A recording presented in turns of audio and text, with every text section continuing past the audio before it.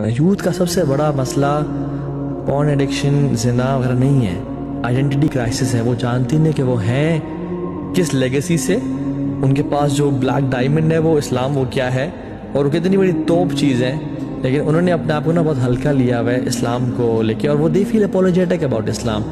سو یہ دو چیزیں، ایک ہم نے کچھ اچھا نہیں کیا، ہم نے کچھ ایفرٹ نہیں کی خیر کو پھیلانے کے لیے، اور دوسری چیز ہماری جو اوپر والی جنریشن تھی وہ انہوں نے کہا کہ چلو کوئی مسئلہ نہیں، یہ ون آف یو ہو رہا ہے نا، ایک دفعہ یہ دوپٹہ اتار لے کچھ نہیں ہوتا۔